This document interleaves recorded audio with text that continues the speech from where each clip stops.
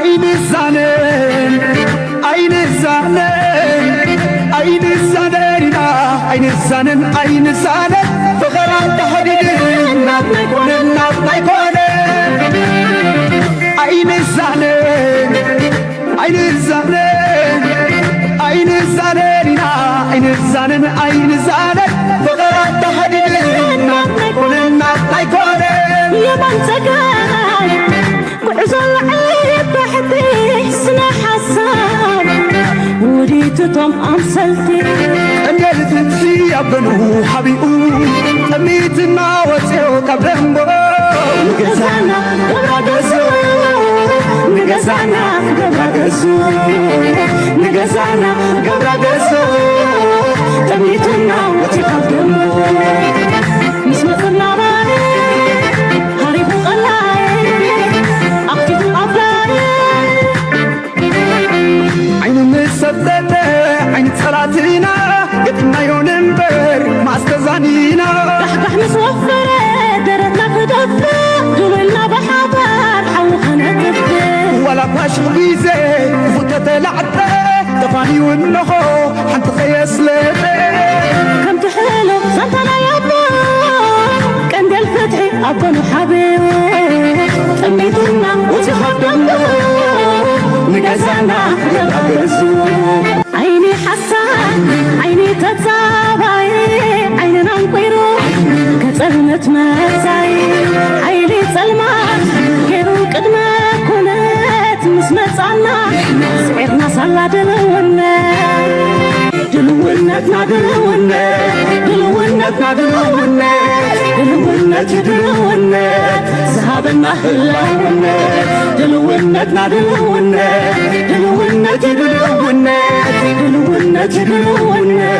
ذهبنا هلاونت حدا كابتن مخنيات كرغبنا زخاله ولا كوكب محجوم كنرغب زقبانا انتقونه مدرخ كا عبت رايز اللو سو زلنا يا مدرخ حدو ولا بعالم الرجال زلو مدرخ وانترينا تي جيوبوليتكس كالتيفيك اير سلازلو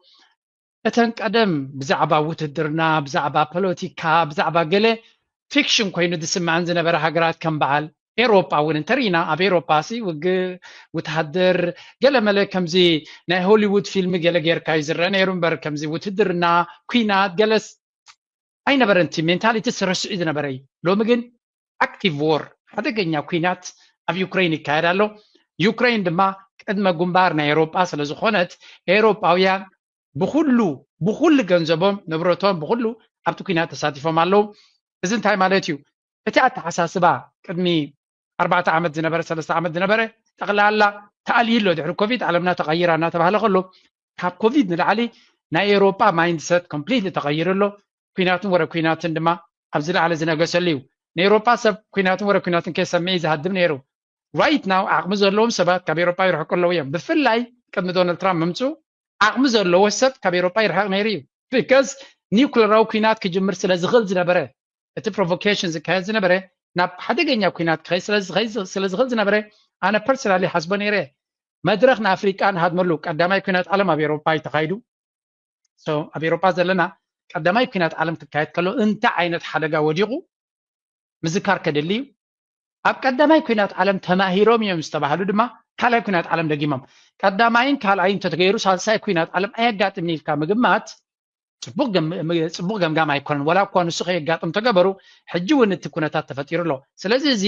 ዝፈጥሮ ዘሎ ነውፀት ብደረጃ ዓለም ኣገዳሲ ክኸውን ከሎ ኣብ ኤርትራ ውትድርና ኣብ ፍሉይ ፕላኔት ዝፍፀም ዘሎ ኮይኑ ዝስማዓና ዝነበረ ሎሚ ኣብ ኤውሮጳ ነፍሲ ወከፍ ሃገር ግዱድ እስክርና ንክጅምር ዝበርትዕ ወታደራዊ ኣካይዳ ንክጅምር ኩንነታዊ ኮይኑ ኣሎ እዚ ሓደ ኮይኑ ኣሎ ንሕና ድማ ብወገንና ኣብ ቀርኒ ኣፍሪካ ሓደ ካብቲ ዝቐልጠፈ ለውጢ ዝግበረሉ ዘሎ ሃገር እዩ ሱዳን እንታ ንፈልጣ ሱዳን ወዲቓ ኣብ ከመይ ደረጃ ወዲቓ ኣላ ክትንስእ ድያ ኣይትትንስእን እውን ዘተኣማምን መልሲ የብሉ ንሱ ሶማልያ ካብቲ ዝነበረቶ መቸም ሓፍ ክትብል ትደሊ ግን ኣገይ የመን ብስግርና ሰብ ዝስደደሉ ዝነበረ ሃገር ሎሚ ዛንታ ኮይኑ ተሪፉለ የመን ከምዚ ነይሩ ኢልካ ክዛረበሉ ትኽእል ሃገር ኣይኮነን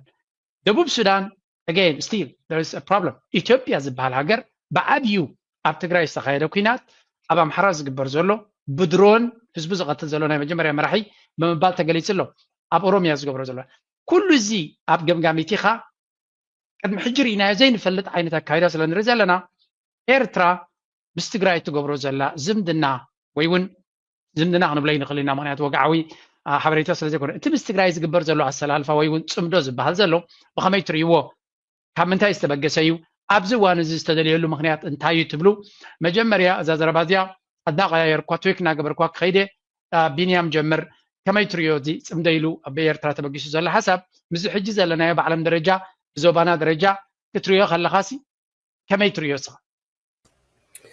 Thank you درار حوي زي صمدو زبحال نجر أنا فليبز ولا ملكو يكونن كلنا نفلتو نجراتيو أب علم تفلالي قريتشتات أو تفلالي بوتاتات يقبري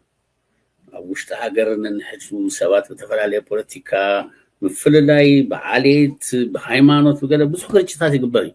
زي أبانا زلو قرب فليز ولا نتقريتشت زساسنو عندما نتقريتشت زمرهو بدهريت كوينهم زمرهو زلو أكالات اللو زيهم أكالات بألمانيوم زم أب قدامي عالم إلنا نسوعهم وعندما first world تباهيلهم نسوعو زلو أب تكابي ناتهم تقمتاتنا ممساز قبروا مخنيات أب تكابي نوعهم تمويلو كسر إلنا بوليتيكا سلفي ويدما leaders بممسهم أكابي نازلس أقامات كوفيلنا هن مهن إلنا كنفتحو زين قللو بوتا بسيحنا له كابز بخمينا كنوزيو سو كلنا حدا زكونا الرأيان التحساسبان كلونا يكلمي so just أقامات يفتريو نعملت history ندهري تمريشنا ندهرينا قدما كان عالم وجد أم بمونجو أيهوداويانن أم مونجو جرمانويانن زنبرة 6 مليون 3 مليون يقولوا 100 شيء يكون 5 شيء قصوصي God knows كابتزبلونا history أنا بقص بس بداية قدس genocide تقاعدوا نيرو هجا مونجو جرمانن أم مونجو أيهوداويانن زلوا حكمنا رأيه economically politically just everything just very close كوينهم related كوينهم صار سواتهم كوينهم سأقام كل شيء حسكاه كيدا يتقلني أب حدا أوان غريتها تقبر غريتها تحتت كتحدقن تتقدفن تتقلال لك أنت زي كوينو نولدو يخمس نتولدو generation to come كتفا أكايو كوينات فتح يكونن I think بزعبا زي قداي إن إرثروان لحنتخ النقرين خلينا because ناي كوينات سأقام زمزو أصابينات أصبي أوزفلت حزبي ስለዝኾነ ህዝቢ ኤርትራ ሳብቲ ከባቢ ብፍላይ እዚ ጽምዶ ዝበሃል ነገር ተጀሚሩ ዘሎ ኣውል ሰዒድን ሓደ ሶሻል አክቲቪስት ኣብ ትግራይ ዝጀመርዎ ነገራት እንድሕር ተመልኪትና ሲ ኣብ መንጎ ህዝቢ ትግራይ ከይኮነሲ ኣብ መንጎ ትግራይ ዝነበረ ፖለቲካል ኤሊትና ኣብ መንጎ ኤርትራውያን ፀገም ዶ ነይሩ ኣብሶሉትሊ ፀገም ብከምኡ ክቅፅል ኣለዎ ዶ ክቅፅል የብሉን ክፍታሕ ኣለዎ ንክፍታሕ ሲ ኣብ ሓደ እዋን እቲ ዘሎ ቤሪየር ነቲ ኣብ መንጎና ዝነበረ ሓፆሲ ዘፍርሶ ሓይሊ ከድል እዩ ነዚ ሓይሊ ሲ ነዚ ሓፆር ክነፍርስ ኣለና ኢሎም ዝጀመሩ ኣካላት ኣለዉ regardless of what who started ማንም ዝጀምሮ በደይ ግድስ እዚ ተጀሚሩ ዘሎ ነገር ኣብቲ ከባቢ እንታይ ከምፅኡ ትዕላሙ መጀመርያ ነቲ ዕላሙ ኢና ክንሪኦ ዕላሙ ሲ peace and security ኣብቲ ከባቢ ሰላምን ቅሳነትን ንህዝቢ ኤርትራን ንህዝቢ ትግራይን ኣብቲ ከባቢ including ናቱ ድማ ፀዋ definitely ኣብ ልዕሊ ሱዳን ኣብ ልዕሊ ጅቡቲ ኣብ ልዕሊ ኢትዮጵያ ከም ዝመፅእ ፍሉጥ እዩ ነዚ እንድሕር ኮይኑ why not ክስራሕሉ ዘይክእለሉ ምክንያት የለን ታሪክ ናይ ህዝባዊ ግንባርን ታሪክ ቃልሲ ናይ ኣቦታትናን ኣያታትናን እንድሕር ኢና ኣብ ግዜ ገድልኮ በዓል ኮሎኔል በዛብህ ነፋሪት ሒዞም ናፓል ቦምባትን ክላስተር ቦምባትን ኮነ ክላስተር ቦምባትን ካልኦትን ኮ ሒዞም መፅኦም ኮነ ተጋደልትና ዝገጠሉ ክንደይ ኣደን ክንደይ ኣቦን ክንደይ ቆልዑ ክንደይ መንእሰያት ክንደይ ህፃውንቲ ነዲዶም ክንደይ ገዛውቲ ፈሪሱሉ ክንደይ ንብረት ጠፊኡሉ ስዋ ግንባር ነዚ ሓይሊ ሰብ ምስማረኹ ኣብ ልዕሊኡ ስጉምቲ ክወስድ ኣይኮነን ደልዩ ታፀገም እንድሕር ኮይና ዓይንኻ ዘጥፋኦ ዓይኑ ጥፋዮ ኢድካ ሰበረ ኢድኩ ስበሮ እንድሕር ኮይና ናይ ሓሙራዊ ሕጊ ንኽተል እንድሕር ኮይና ሰብኣይ ብሂወት ኣይመሃለዎን ነይሩ ንኡ ሓኪምካስ ምሒርካስ ምሕረት ጌርካስ ናብ ደቁን ናብ ስድሩን ክምለስ ተገይሩ ብካልእ ወገን ግን ክትሪኦም ከለኻሲ ስድሮኦም ኣቦኦም ሰኣኑ ደቆም ሰኣኑ ሂወቶም ሰኣኑ ሰባት ኣለዉ ንኡ ንድሕሪት ተመሊስና ይረኣየና እዩን ሕድገት ግበር ስለ ዘሎ ሕድገት ተገይሩ ከይዱ ካልኣይ ግዜ ተመሊሱ መፅዩ እቲ ሕማቕ ዝሓስብ ኩሉ ሻዕ ኣምላኹን ኣይ ቲንክ ዕድል ኣይሂቦን እዚኣ ክንፈልጥ ክንክእል ኣለና but at the same time ከምዚ ዓይነት ፀገማት ክመፅእ እንከሎ ሲ ሓደ ሰብ ሲ ክሓድግ ክኽእል ኣሎ እቲ ዝሓድግ እቲ ዝተጋገዮን ቅሬታ ክሓትት ክእል ኣሎ but ክልቲኦም ሓደ ዓይነት ኣተሓሳስባን ብልሕን ወይ ድማ ንቕሓት ክህልዎም ኣይክእልን እዩ so ብናህና ወገን ተበገሰ ኣሎ ዶ ብናይ ትግራይ ወገን ተበገሰ ኣሎ absolutely ኣገና ክበሃል ዝግባእ እዩ what is the purpose of it ዕላማው እንታይ ኢና ክንርኢ ዘለና እቲ ዕላማው ሲ ንህዝቢ ኤርትራን ንህዝቢ ትግራይን ከም ጎረባ ብትመጠን ኣብቲ ዶባት ዘሎ ሰብ ቀሳነት ሲኑሎ እዚስ proud ኮይና ንዛረበሉ ነገር አይኮነን ኤርትራ ኣብቲ ዶባዶብ ዘሎ ትግራይ ኣብቲ ዶባዶብ ዘሎ ሲ for the last 25 years ዘይድቀስ ህዝቢ ዘሎ አነን ጆርጆ ድራንን ሰናይን ሓወይሲ ኣብ ደገ ወፂና ሲተሰዲድና ደቅና ስድራና አንገልና ንቀመጣለና ኣብኡሲ ለይትን መዓልትን ስነፋሪት ደመጽያ ከቢል ብረት ተተኩስ እንዶ እንዳበለሲ መእተውስ አነ ክንደይ ድኻወድኻሎ ሶዚም ቀሳነት ክረኽቡ ሁሉሎ ወዲ ሰብ ምዃኑ ድማ ክፍለጥ ከለውሲ ኣብ ልዕሊኻ ግበር ዘይት ደልዩ ሕማቕ ነገር ኣብ ካልኦት ክግበር ክትርኢ የብልካል ነዚ ጠጠው ክነብል እዚ ጽምዶ ክፍጠር ክእል ኣሎ ከም ሰባት ኮፊልና ክንዕልል ክንክእል ኣለና ተበደልካ ነገር ቁስልኻ ጥራሕ እንዳሓኸካ ክትከይዳ ይተና ቀድመ ሂጆን መራሕትናቶም ከም ኢሎምና ነይሮም ቁስልኹም አይትከው አይ ሓኸኽና ንሶም ቁስሎም ይሓኩ ነይሮም that's the biggest problem ንድሕሪት ክንምለስ ክንክእል ኣለና እቲ ዘሕለፍናዮ ጸገማት ትምህርቲ ይሁንና ዶ absolutely ሓንጎል እንድሕራልዮ ወድሰብ በሃይማኖት አይኖን እንድሕሪኻ ነቲ ዝበደለውን ይቕር ኢሉ ሲያብ ሰላም ክመጽእ ይኽእል ኣሎ that's the only reason ኣብትካበ ክመጽእ ኣሎ ካብ ፍርሒ ኮነን ወይ ድማ ካብ ራዕዲ ዝመጽእ ነገር አይኮነን always ንሰላም ኢድካ ክትዘርግሕ እንከለኻ እሳያ ዘላ ትከዓድል እግርን ጊዜን ዘይብሉ ኣብ ደለ ቦታ ይወጽሕን ኢልና ነርና ቀደም ትዝክሩ እንደርካ ወደስትሩ ሶ ልብ ከለና ሰላም ከለና ፍቅር ከለና ቅሳነት ከለና ነዚ ድማ መጀመሪያ ሰላም ደለይት ምዃንና ሲኽ ነርኢ ክንከላለና ካብቲ ሓደ ወገኑን ክንጽበይ ዘይመጽ እንደር ኮይኑ absolutely side by side ሉላውነትካ ክትከላኸል ንህዝብኻ ክትህሉ ንሓገርካ ጥቕሚ ክትህሉ ክትገብሮ ዝግባእካ ነገራት ኣሎ እዚ ግን ኣነ ወዲ ጣባ ናብ ስደት ኮይና ንገብሮ ይኮን እቲ መንግስቲ ኣሎ ነው ገብር ዝኽእል ነው ንግደፈሉ ንሕና ግን ከም ህዝብሲ ነቲ ህዝብሲ ቅሳነት የለካ ሰላም የለካዩ I don't care ትግራይ ይኹን አምሓራይ ይኹን ኤርትራዊ ይኹን ወዲ ሱዳን ይኹን ሶማሊ ይኹን ጅቡቲ ይኹን ሲ ክጠፍ የብሉ ነቲ ህዝቢ ምንቲ ሰላምን ቅሳነትን ጽቡቕ ናብራን ኢልና እንዲና ተሰዲና ነቶም ኣብኡ ዘለውን እሱ ክንትም የለውን ክንከራልና ፍላይ ኣብ ስደት ዘለና so I think እዚ ተጀሚሩ ንዘሎ ጉዳይ ክንድግፎ ኢና ሰፖርት ንገብሮ ኢና ኢሉ ተበጊሱ ዘሎ እዚ ሓይሊ በዚ 8-9 ንኹን 7 ጥራሕ ይኮነን ካልኦቱን ኣሎ follow governor ዝኽሉ so hopefully while ጆርጆን ካልኦቱን ነዚ ኦርጋናይዝ ገበርኩም ሰባት just you know we need to approach ነቶም ካልኦቱን ምሳና join ገይሮም really ኣብ ዝበለጸ ደረጃ ከም ነብጽሖ ተስፋ ኣለኒ that's the reason so ቅኑዕ ዕላማ ቅኑዕ ዝኾነ ነገር ድማ ክድግፎ ወይ ድማ እንቅፋት ንኸይትኾኖ at least ክትልግሰሉ ለካ ኣብ ቅድሚያ ወላ ምሱ join ገይርካ ክትከድ ዘይትኽእል እንድሕር ኮይንካ ኣብ ቅድሚኦም ጠጠው ኢልና ሲ እንቅፋት ክንኮኖም ከም ዘይብልና ክንፈልጥ ክንከላልና እዚያ ክብል ዝደሊ thank you بحق بتاعم تبغتي كمال هج انتاك توسخلا خاصه جنرالي ايرترا تزع ابز حلف اسرع عمت دحري كلتشنا سوشو منتن ما بفلوي اي سلام افدقه كفيتا نيرا اتنا اي سلام افدقه جن قصبتاوي سلازنبره مخا كم حد ابي جاب زنبرو عبرتسب هندبت زغفت كل جزء سبورت زي يقبر زنبر هندبت كوغي وي حاتين كل تجمير انتهى قاطمه قال نجر كو قداي خلي سلازي قصبتاو مجماري نيرو اقل نجر قال خودق كم زخل دما زحات كيلاتات عزبو نيرم كم زبلو دما اتصقما قاطيمو حجون انت خونه منالبات እዚ ሕጂ ንኣትዎ ዘለና ወይ ውን እዚ ሕጂ ዝሕሰብ ዘሎ መን ዝያዳ ካብኡ ክረብሕ ይኽእል ማለት ዝተፈላለዩ ዘረባ እንዲና ንሰምዕ ዘለና ኣብ መንጎ ትግራይን ኤርትራን ዝምድና ምግባር ዝያዳ ንመን ክረብሕ ይኽእል ትብል ብናትካ ሪቶ ወይ ውን እቲ ህዝቢ እንታይ ረብሓ ኣለዎ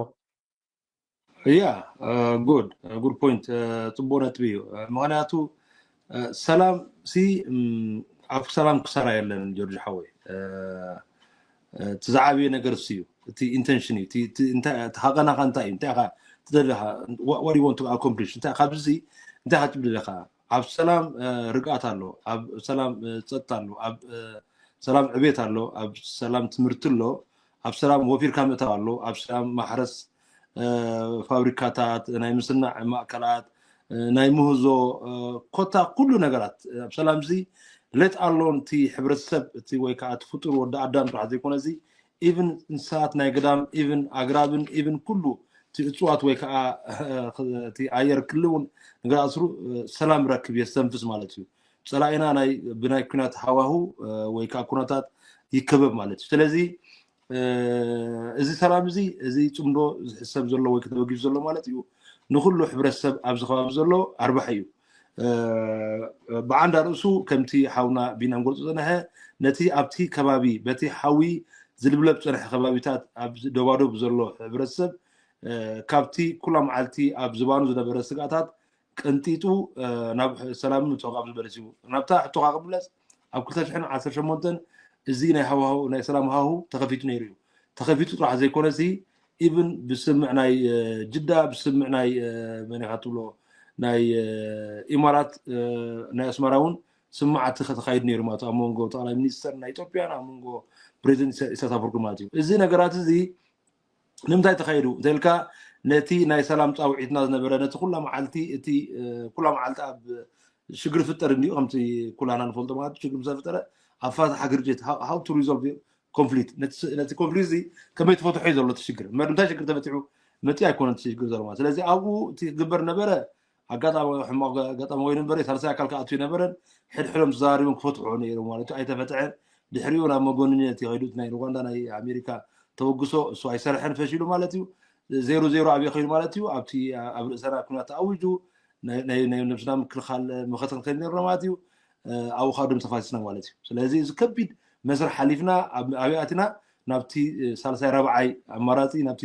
መጋባእያ ወይ ከዓ ኣርቢትሬሽን ከይና ማለት እዩ ኣርቢትሬሽን ምስከና ከዓ ናይ ውድብ ሕራት ሃገራት ወይ ከዓ እቲ ናይ ኢንተርናሽናል ኮርት ወይ ከዓ እቲ መጋባእያ ናይ ዓለም ርእይዎ ማለት እዩ እሱ ከዓ ኣብ 2000 ከባቢ ማለት እዩ መጨረሻ ኣብ ስብዕ ተበፂሑ ኣብ 2002 ሚያዝያ ከዓ መጨረሻን ዘየማት ወይ ከዓ ዘየዋላውል ፋይናል ኤንድ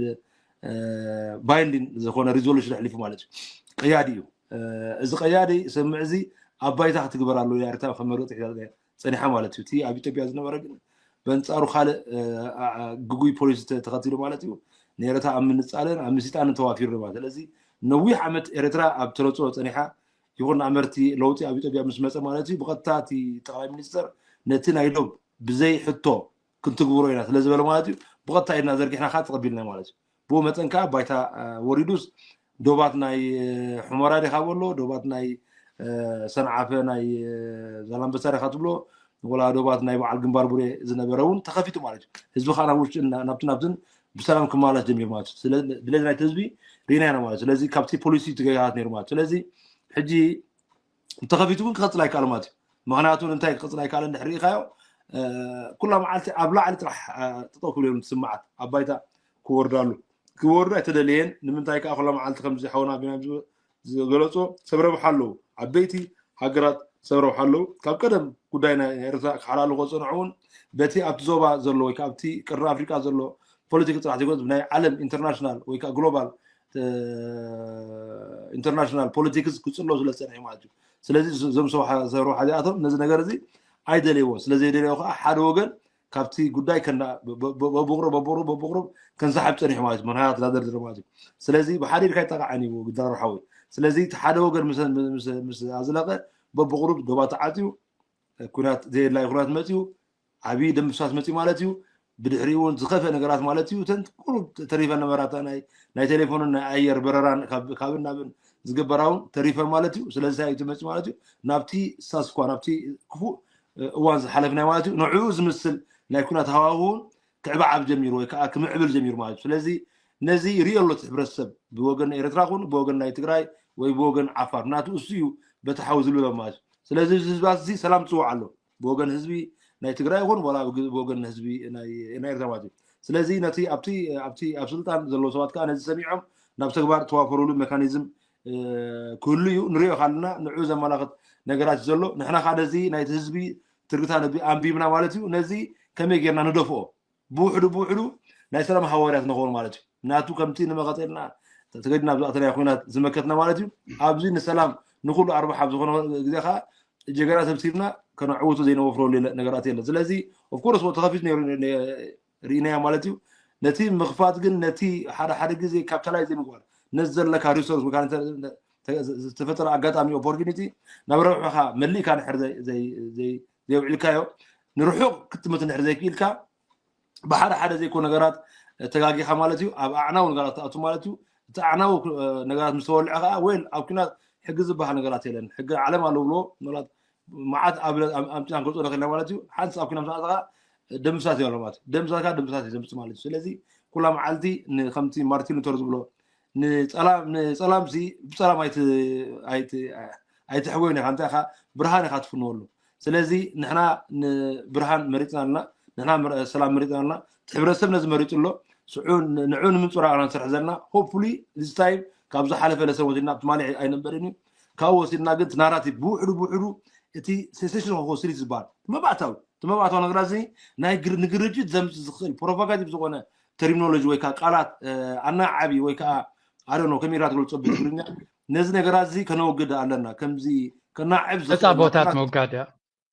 thank you تتابعوا خنو قد علنا ماتي إذا نحرنا وقر كان حربة ساماتي إتنا يفقري هاو لك خمزي أب حدا جراسي تقول لها سلام تقول ماتي تي أب سلام كاتي مرور زري تحسبات أب تجرات كزراعي ماتي السوق كوب كلي نقول له خاطر لك مقبني مع السلام عليكم سلازي نزيل تبقي زلو كابز حالفات متر خلينا نقول سوان قبل مالتيو سلازي نحد يصمدو تصفى زبيو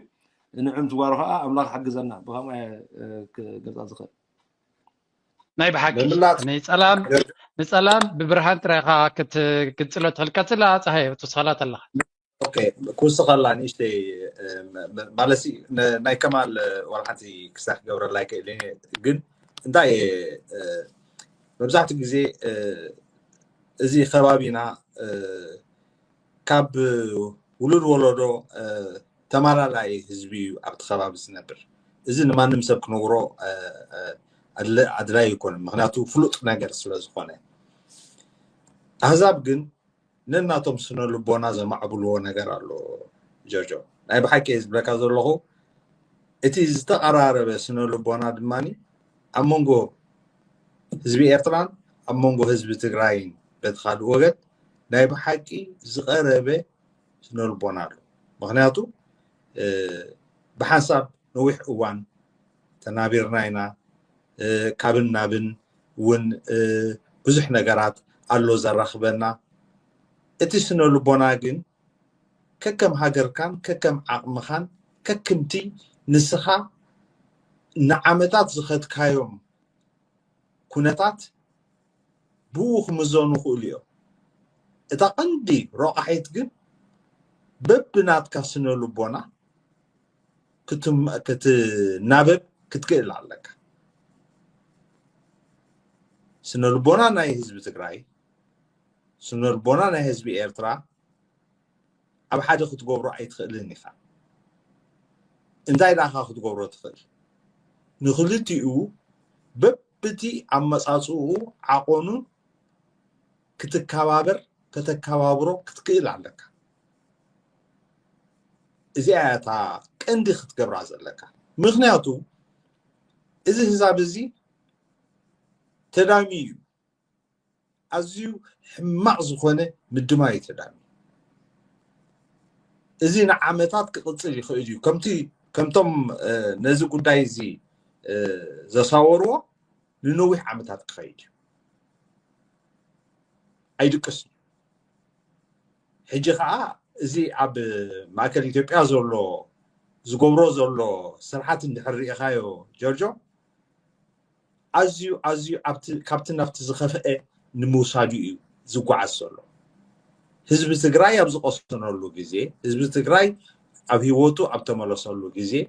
إزي عم أخذ زولو منجس كله يكونه مخنياتو بناتاتهم سعرمات زنبر زولو منجسيو كله مسجورة بابو تخفى حنات أرز دلي منجسيو اتي ابز خبابينا زي قبرنا نجر نحرار لقينو تم قالوا ولدوتاتنا انا ناصنت امسيمنا او عيسوما قال ندحر نيرو خوينو ازي حجي زولو ولدوتات ناي فلاي دماني ازي اب قربا مداوبت زولو حزبي ناي بحكي حزب لك زولو اتا قبرا زولو كوينات كابز خبابيو خرحق لالو ازيا كقبرا طرح يزولو قال عدل يقولو نزيان نخجبر ندحر كوينو دماني كله ندحريت قديفو أب أوانون أب جزيون تزراريبو كدقاقصو زخيل كمتي حد حونا وان تقراوي زبولو برهان زبولو اتي ولا ون اتي تخاطولتي ناي كونتات بتي نسوز بولو لك خون خيلي سب كححص خيلي اتي حنت نجرجن كجمر زلو نجر نحر كوينو جن ازو ولدتات ازي يغرق بحال كخيلالو نقدميت كسقمنت ازي اب بسمنتا تتححص مكببا شنو لبونا ناي حدا حبرتسب تخبرو حدا حبرتسب كانت كسنو لبونا يخبرلك ازي ام مستقبر نقدميت كسقم تخيليخا ازي اخمل على دي بتعم تصبو قال زملاء نطبي كابتا حتون تحرخيبكم جامبين زللي لكم تو وطبعي مچم መንግስቲ ኤርትራ ኣብዘን ዝሓለፋ 3 ዓመታት ካብ ትናይ ትግራይ ኩናት ዝጅምር መጀመርያ ትሑት ግምት ካብ ኢትዮጵያ ካብ ኤሊት ኢትዮጵያ ካብ ልሂቃን ኢትዮጵያ ኮላይ ካብ ህወሓት ዝወሃቦ ነይሩ መንግስቲ ኤርትራ ሰብ ይብሉን ወታደራቱ ተዳኺሞም እዮም ገለመለ ዝብል ኮምፕሊትሊ ሚስ ካልኩሌሽን ከም ዝነበረ ንርኢ ነርና ኮላይቲ ናይ ኣምሓራ ልሂቃን እውን እንተኾነ ኣብ ተመሳሳሊ ደርፊ ዝስዕስዕ ነይሩ እቲ ኩናት ምስ ተጋጠመ እቲ ዝረኣናዮ ተመክሮ ርኢና ኤርትራ ድማ ወፅያ ልኩሉ ኣብቲ ኩናት ኣብይ ኣሕመድ ሰራዊቱ ኢትዮጵያ ሰራዊት ከሲራ ቁፅሪ ሓደ ቀዳማይ ሰራዊት ናይ ኢትዮጵያ ዝበሃል ዝነበረ ይሕቆ ተሰይሩ ስለዚ ብመሰረቱ ኢትዮጵያ ሓድሽ ሰራዊት ክትሃንፅ ነይርዋ ኣፅዋራታ ይኹን ወታደራዊ ኣቃውማ ይኹን ከምኡውን ሓድሽ መርሕነት ያምፅያ ሓድሽ መርሕነት መርሕነቱ ድማ ናይ ትግራይ ኢሊት ኣልዩ ናይ ኦሮሞ ኢሊት ዝመፅእ ዘሎ ንመጀመርያ ኣብ ፖለቲካዊ ስልጣን ዝመፅእ ዘሎ ኢሊት ይኻዚ ብዙሕ ሕልምታትን ብዙሕ ማሕሰይትን ዘለዎ ሕጂ ንመለስ ኣብዚ ሕጂ ኤርትራ ኣብ ከምዚ ኩነታት ብመንፅር ዝሓለፈ 10 ዓመት ኣብ ዝበለፀ ኣቃውማይ ዘለዎ ኤርትራ መርሕነት ኣይቀየረትን ኣብ መሬታ ኩናት ኣይተኻየደን ዝነበረ እገዳ ከፊላዊ ተላዒሉ ነይሩ እቲ ዝወረደ እውን ካብቲ ናይ ቀደም ይሓይሽ ኣብ ከምዚ ኩነታት ከላ እሞ ከዓ እቲ ንዓኣ ከዳኸም ዝፍትን ዝነበረ ኢትዮጵያ ዝበሃል ተዳኺሙሎ ሱዳን እውን እንተኾነ ምስ ኢትዮጵያ ኮይኑ ሽግር ዝፈጥር ዝነበረ ንባዕሉ ንነፍሱ ክከላኸለሉ ኣብ ዘይክእል ኣሎ ኣብ ከምዚ ከሎ ኤርትራ ምስ ትግራይ ሰላም ምግባር ዝብል ሓሳብ ከበግሱ ከለዉ ካብ ምንታይ ተበጊሶም ከምዚ ዓይነት ሓሳብ ይሓስቡ ኣለዉ ትብል ካብ ናይ እንታይ ክኸውን ይኽእል እቲ ካልኩሌሽን ንሕና ዘይንፈልጦ ግምት ኢና ክንወስድ ትግምት ግን ካብቲ ቀፃሊ ንሪኦ እዩ ክመፅእ ዝኽእል ካልእ ድማ እቲ ዘሎ ታሪካዊ በሰላታት ኣብ መንጎ ብፍላይ ኣብ መንጎ ህዝቢ ትግራይን ኣብ መንጎ ህዝቢ ኤርትራን ክንምንታይ ነዚ ነገር ዝኽጋር ትኽእል እስከ እንታይ ትብል ወጣባ ነዊሕ ተመክሮ ስለ ዘለካ ኣብዚ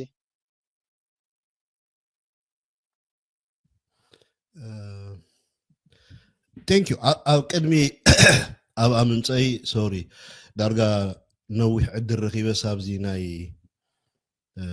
ኮሜንት ክርኢ ፀኒሕ እዚ ተበግሶ እዚ ሕጂ ተጀሚሩ ዘሎ ናይ ሚድያ ናህና አንተው ይጽቡቅ ጌርና ገሊጽናዮ አይ ቲንክ ነቲ ጊዜ ክንቁጥብ ኢልናው ክሳብቲ ዝድለይ ተገልጸ ንኸውን ግን እዚ ሚድያ እዚ እዚ ሕጂ ምትእኻብ እዚ ናምበር 1 ክፈልጥዎ ዘለዎም እከለ መፂኡ ኣይመፀን ንብሉ ስለ ዝፀንሑ ዳርጋ ሽም ክጠቅስ ኣይደልኒ ግን ንኩሉ እቲ መፀዋዕታ ከይድዎም ኣሎ ዝደሊ ሰብ ጆይን ክገብር ይኽእል እዩ ንኩሎም ዋላ 200 ይኾኑ ኣብዚስ ኣበርክቶ ኣለና እንድሕር ኢሎም ክመፁ ይኽእሉ እዮም ናይ ሚድያ ክጠቕሱ ፀኒሕኩም ተነጊርዎም እዩ ንኩሎም ስለዚ ሶል ሚድያ መፂኡ ኣሎ ኣለናወልቲ ሃገር እውን ተነጊርዎ እዩ ኣብ ልጣዕሞ ሰዓት ክመፅእ እዩ ንኩሉ ክፍት እዩ ማለት እዩ እዚ ኢኒሽቲቭ እዚ ተበግሶ እዚ ኣብቲ ሚድያ ድሒርና ብምፅናሕና እዚ ሕጂ ዝመፅእ ዘሎ ምዕባለታት ሓድሽ ድማ ከመይ ጌርና ንምክቶ እዩ ሕጂ ካብቲ ዝሓለፈ ተማሂርና ኣለና ንዝመፅእ ከዓ ከመይ ጌርና ሓይሊ ጌርና ሓደ ነቲ ሰላም ካልኣይ ከዓ እቲ ሰላልፋስ ብግቡእ ክርዳእና ማለት እዩ ካልኣይ እዚ ፕሮግራም ለመዓል ተዳልዩ ኣሎ ቴንኪዩ ጆርጆ ድራር ንታሪክ ከማን ክስነድ ብናይ ጆርጆ ድራር ሚድያ ንክኽፈት ኢና ጌርናዮ ጆርጆ ድራር ለመዓልቲ ሆስት ገይሩ ኣኪቡና ኣሎ ኔክስት ምናልባት ኣብ ናተይ ይኸውን ወይ ኣብ ናይ ሶሎ ሚድያ ይኸውን ወይ ኣብ ናይ ኣለናዋልቲ ሃገር ይኸውን ወይ ኣብ ናይ ቢንያም ክኸውን ይኽእል ይባይና ካብ ዝኾነ እቲ ፖስት ምስ በፅሐ ኣይሚን ምስተለጠፈ ትመፁ ኩልኹም ኣብኡ ናይ መኸተ ፕሮግራምና ይቕፅል እቲ ናይ ሰላም ኣጀንዳና እውን ብኡ ነቐፅሎ ስለዚ ብቐፃሎ መዓልቲ ተጀሚሩሎ እንዳ ጆርጆ ድራር ፅባሕ ድማ ኣብ ካልእ ድሕሪ ፅባሕ ኣብ ካልእ ማለት ደይሊ ክንገብሮ ንኽእል ኢና ኢንፋክት ኣብ ሰሙን ሓንሳእ ክኸውን ንኽእል እዩ ኣደኖ ተማይጥና ግን እቲ ፕሮግራም ከመይ ከም ዝስራሕ ክንነግረኩም ኢና ድሕሪ ሕጂ ብተናፀል ዝስራሕ ክህሉ ኸውን እዩ ግን ብሓባር ድማ ገምጊምና ከምዚ ዓይነት መኸተና ከነሕይልና ሓድነትና ከነሕይልና ኣብ ኩሉ ክርዳእኩም ኣብቲ ዝሪኦ ዝነበርኩ ናይቲ ኮሜንት ንዕን ከይተንከፍክዎን ክይሓልፍ ኢለ ካልኣይ እዚ ናይ ሰላም ኢኒሽቲቭ ዝተበግሶ እዚ መብዛሕትኩም ትሪእዎ ዘለኹም ንሕና ኤርትራውያን ከም ንልምን ዘለና ሳቶም ድሌት ከም ዘይብሎም ጌርኩም ትስእሊ ተምፅኦ ኣለኹም እዚ ብክልቲኡ ዝተበገሰ ኢኒሽቲቭ እዩ ብወገን ትግራይ ኣሎ ብወገን ኤርትራ ኣሎ ማለት እዩ እዚ ክርዳእ ክእል ኣሎ ካልኣይ እዞም ንሕና ብዝትሪእና ዘለኹምን ካልኦት ዝሕወሱናን እውን ሴንትራላይዝ ዝኾነ እዩ ካብ ኤርትራ ጀሚሩ ካብ ኣስመራ ማለት እዩ ማእከል ዝገበረ ብሓባር ሃገራዊ መኸተን ናብ ሃገራዊ ዕርቅን ንኸደሉ ኣጀንዳ እዩ ብድፉኑ ክርዳእኩም ብናትና ጥራይ ኢኒሽቲቭ ጥራይ ደይኮነስ ምእኩል ጥርኑፍ ምስ ማእከል ዓዲ እውን ቼይን ዘለዎ እዩ በዞ ትርድኡለይ ላቦ ኣይ ቲንክ ድራር ምገለፆ ነይሩ መስለኒ ግን ድሓን ቀልጢፈ እንድሕር ገሊፀዮ ከራጉዶ ክእል እዩ ኣብ ታሕተይ ክመፅእ ተኮይነ ሓደ እዋን ብዛዕባ ሰላም ክንዛረብ ከለና ባይዘወይ ሰላም ብኩናት እውን ተምፅእ ኢኻ ሰላም ተዋጊእኻ ተቃቲልካ እቲ ኩናት ምስ ተወድአ ናብ ጠረጴዛ ኢኻ ትመፅእ ዝኾነ ናይ ግርጭታት መበገሲ ምክንያት ክህልዎ ክእል እዩ ናይ ግርጭታት መበገሲ ምክንያት ኣለዎ ብዶብ ክኸውን ይኽእል እዩ ብቁጠባ ክኸውን ይኽእል እዩ ብካልእ ምክንያታት ክኸውን ይኽእል እዩ ብዝኾነ ግን እቲ ኩናት ምስ ተወድአ ኣነ ስዒረ ኢልካ ትውድኦ ነገር የለን እንዳማትካ መሬት ወሲድካ ወይ ትደልዮ ብሓይሊ ኩናት ስለ ዝወዳእካዮ ትደልዮ ተወዲኡ ማለት ኣይኮነ እንደገና ናብ ጠረጴዛ ኢኻ ትምለስ ስለዚ ንኩሉ እንታይ ቀዳምነት ዝወሃቦ ሰላም እዩ ምናልባቶም ኩናት መሪፆም ናብ ኩናት ዝኣተው ድሕሪ እቲ ውድቀት ድሕሪ እቲ ሞት ድሕሪ እቲ ዕንወት ናይ ሰላም መቐረት ትርድኦም ይኸውን ግን ለባማት እንድሕር ኮይኖም ነቲ ኩናት ቀዳምነት ኣይብዎን እዮም እንታይ ደኣ ንሰላም ቀዳምነት ይህቡ ማለት እዩ ስለዚ ሰላም እንተይልኩ ሓደ ሰብ ወይ እንተይልኩ ሓደ ማሕበረሰብ ዝኾነ ፕሪኮንዲሽን ወይ ቅድመ ኩነት ኣይተቐምጠሉን ኢኻ ሰላም እዩ ካልእ ቴክኒካሊ ዝግበሩ ነገራት ክህሉ ይኽእሉ እዮም ማለት መንግስታት ማሕበራት ትካላት ውዳበታት ዝገብርዎ ማለት ካሕሳ ድዩ ናይ ዕረ ሽምግልና ድዩ ዋትኤቨር ክህሉ ይኽእል እዩ እዚ ርእሱ ዝኸኣለ ኣገባብ ኣለዎ ንሕና ግን ከም ሚድያ ኣብዛ ሰዓት እዚኣ ህዝቢ ትግራይን ህዝቢ ኤርትራን ዝኸሰሮ ነገር ኣሎ ካልኣይ ከምዛ ድራር ዘቐመጠለይ ድማ እንታይ ስለ ድመፀ እያ ትብል ኢንጀነራል ናይ ድራር እንታይ ሓድሽ ነገር ተፈጠረ ነገር ኣሎ ስለዚ ተሓድሽ ተፈጢሩ ዘሎ ነገር እንተ ደኣ ብግቡእ ተረዲእናዮ ሎሚ ንፍቶ ንፅላእ ንሕናን ተጋሩን ኣብ ኢብን ናይ ኣምሓራ ህዝቢ እዚ ሰሜን ንብሎ ህዝቢ በዓሉ ኣብ ሓደ መድረክ እንመፀሉ በተሓሳስባ ኣብ ሓደ መድረክ እንመፀሉ እዩ ምናልባት ትሰላልፋና ወይ ኣቃውማና ኣብ ክልተ ሃገራት ክንህሉ ንኽእል ኢና ኣብዚ ኤንድ ኦፍ ዘ ደይ ግን ናይ ሓባር ረብሓ ወይ ናይ ሓባር ህልውና ዝሓትት እንተ ደኣ ኮይኑ ክንሰርሓሉ ንግደድ ኢና ኣብቲ ናይ ትማሊ ዝነበረ ናይ ፅልኢ መደባት እንድሕር ኣቲና ግን መሊስና ነዞም ሕጂ ድኽመትን ደኺሞም ኣለዉ ኢሎም ወይ ተበታቲኖም ኣለዉ እንደገና ብጣዕሚ ስትሮንግ ኮይኖም መፂኦም ንዓና ትረት ክገብሩና ይክእሉ እዮም ኣደኺምናዮም ኢና ዕዮ ገዛና ወዲእና ኢና ኢሎም ዝሓስቡ ዘለዉ ፀላእትና በሪ ንኸፍት ኣለና ማለት እዩ እዚ ንኸይከውን ብግቡእ ከነንብቦ ኣለና ብቐሊል ኣዘራርባ ፌደራል መንግስቲ ናይ ኢትዮጵያ ብናተይ እምነት ጥራይ ደይኮነ ኣብ ባይታ ዘሎ ሓቂ ናይ ኢትዮጵያ መንግስቲ ይኮነን ኣብ ሰዓት እዚ ናይ መንግስቲ ኢትዮጵያ ውክልና እውን ዘለዎ ይመስለናል ኣብ ባይታ እንተሪኢና ኢትዮጵያ ትበሃል ሃገር ኣብቂዓ ወዲኣ ገለገሌና ኢትዮጵያ ከምዚ ብኩናት ክትፈርስ ከም በዓል ሶርያን ካልእን ገለ ንፅበ ንኸውን ምብትታን ግን ሓደ ግዜ ክልተ ዓይነት ፍትሕ ኣሎ እቲ ሓደ ብሓይሊ ትፋታሕ ትተሃራረም ንብረት ትዕኑ ቆልዑ ብሓደጋ ኣቱ ስድራኻ ገለመለ እቲ ሓደ ከዓ ብሰላማዊ መንገዲ ፍትሕ ኣሎ ኣነ ንዓይ ጥራይ ደይኮነ ዋላ ህዝቢ ኢትዮጵያ ይኹን እቶም ናይ ኢትዮጵያ ኩነታት ደፅንዑ ዘለዉ ልሂቃን ብምልኦም ኢትዮጵያ ኣብቂዓ ኣብዚ ሰዓት እዚ እዚ ሕጂ ብስልጣን ዘሎ መንግስቲ እቲ ንነዊሕ ዓመታት ብሰሜናውያን ተታሒዙ ዝፀንሐ በብዝተፈላለየ ናይ ፖለቲካ ፍልስፍና ወይ አይዲዮሎጂ ብሰሜናውያን ተታሒዙ ዝፀንሐ ስልጣን ናይ ኢትዮጵያ ዳግም እንደገና ተመሊሶም ከይቆፃፀርዎ ብዝከኣሎ መጠን ይሰርሓሉ እቲ መንግስቲ እዚ ክሰርሕ ክዕወት ተኮይኑ ከዓ እዚ ስልጣን ዘሎ መንግስቲ ኣብ ኣምሓራ ይኹን ኣብ ትግራይ ይኹን ኣብ ኤርትራ ዘሎ ህዝቢ ክባታተን ክደክም ብቁጠባ ከም ማሕበረሰብ ክወድቕ ንነብሱ ክከላኸል ኣብ ዘይክእለሉ ደረጃ ከውድቕዎ ኣለዎም ማለት እዩ ትሰርሕዎ ዘለዉ ንሱ እዩ እዚ እንድሕር ተዓዊቶም ፈቲና ፀሊና ባዕላቶም እውን ኣብ ኣጀንዳኦም ኣስፊሮም ኣለዉ ድሕሪ ሕጂ ንሕና ዳግም ብሰሜናውያን ኣይንግዛእን ኢና ንሕና ብሰሜናውያን ንክንግዛእ ቀንዲ ምክንያት ኮይና ዝፀንሐት ኤርትራ እያ ዝብል ናሬሽን ኣለዎም ኤርትራ ንናይ ትግራይ ኤርትራ ንናይ ኣምሓራ ኤርትራ ንናይ ካልኦት እንተደኣ ጎናዊ ሓገዝ ደይሂባ ንሕና ኣብዚ ከባቢ እዚ ሓይልና ክንወፅእ ኢና ዝብል ኣተሓሳስባ ኣለዎም እዚ ከመይ ገይሩ እዩ ዝምዕብል ንሪኦ ኣለና ኣብቲ ባይታ ኣብ ባይታ ዝገብርዎ ዘለዉ ብሽም ኮንስትራክሽን ብሽም ምዕባለታት ብሽም ካልእ ነገራት ዝስራሕ ዘሎ ንሪኦ ኣለና ቶታሊ እቲ ኣቀዲሙ ድሕሪ 1979 ኣብ ኢትዮጵያ ተፈጢሩ ዝነበረ ብደቂ ሰሜን ተታሒዙ ወይ ከዓ በቶም ናይ ሸዋ ነገስታት ተታሒዙ ናይ ሸዋ ነገስታት ክንብል ከለና ኣምሓራ ትግራይ ዋትኤቨር ኩሉ ዘጠቃለለ ነዚ ንምድምሳስ ዝካየድ ዘሎ መስርሕ እዩ ዋላ ኣብቲ ልምዓት ተርኢናዮም ኩሉ ስለዚ ኣብ መጨረሻ ኢትዮጵያ እንታይ ክትከውን እንተኢልና ፈቲና ፀሊእና ናይ ኦሮሞማ መንግስቲ ወይ ከዓኒ ናይ ኦሮሚያ ኢምፓየር ይክፍጠር እዚ ኢምፓየር እዚ ድማ ግዝኣቱ ዘመሓድሮ ከባቢ